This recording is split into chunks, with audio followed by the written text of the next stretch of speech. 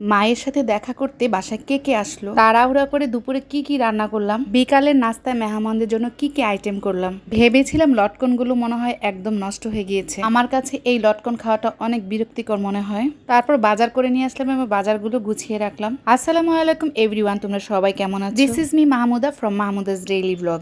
আমার এক ছোট ভাইয়ের বউ ফোন করে বলেছিল যে আজকে বিকালে আমার মায়ের সাথে দেখা করতে আসবে।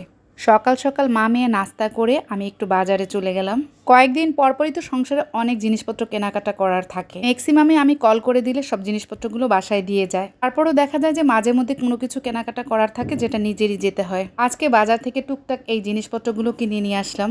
আমের দিনে তো আম কিনে আনতেই হবে। অল্প অল্প করেই আম নিয়ে আসি, যেহেতু আম বাসার কাছেই পাওয়া যায়। আর আমার মা টুকটাক যেসব জিনিস পছন্দ করে, যেমন নিমকি, তারপর হচ্ছে পাউরুটি, তারপর চিপস, এগুলো নিয়ে আসে। সব জিনিসপত্রগুলো গুছিয়ে রেখে তারপর দুপুরে রান্না করার জন্য চলে যাব কিচেনে।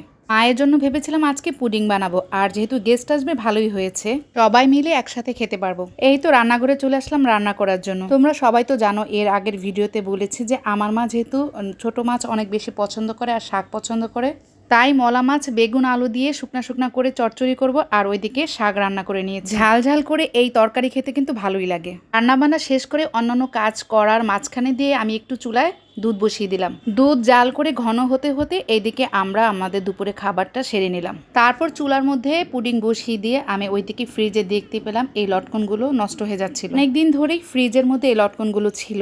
লটকনগুলো এভাবে ছিলে খেতে আমার না অনেক বিরক্ত লাগে, এই জন্য এতদিন খাওয়া হয়নি। আজকে আলসেমি দূর করে ভাবলাম যে এগুলো ছিলেই ফেলি, মা মেয়ে আছে একসাথে খেয়ে নিব। তারপর দেখো আমি এগুলোকে একটা শুকনো মরিচ পুড়ে আবার একটু লবণ দিয়ে মেখে নিলাম। তারপর দেখলাম যে বেশ ভালোই লাগছে। মা মেয়ে ভাত খাওয়ার পরে বসে বসে খেয়ে নিলাম। সবগুলো কাজ করতে করতে বিকাল হয়ে গিয়েছে, আর ওইদিকে আমাদের গেস্টও চলে আসছে। আর যেহেতু আমের দিন আর হচ্ছে একটু গরমও পড়েছে, সেহেতু আমের জুস তো বানাতেই হবে। সবাই মিলে ঠান্ডা ঠান্ডা আমের শরবত খেয়ে নিলাম।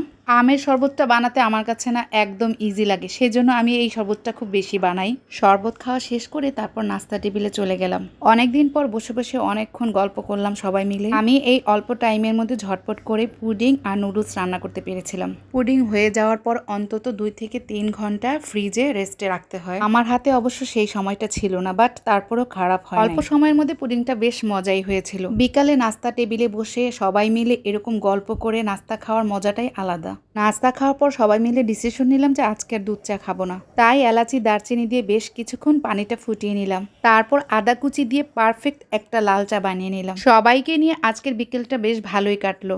আমাদের মধ্য থেকে কেন যেন দিনে দিনে এই আনন্দটুকুও হারিয়ে যাচ্ছে। এতটুকুই থাক আমার আজকের ভিডিও। সবাইকে অনেক অনেক ভালোবাসা আমাকে এতটুকু সাপোর্ট করার জন্য। নেক্সট ভিডিও দেখার জন্য সাথেই থেকো। আল্লাহ হাফেজ, টাটা।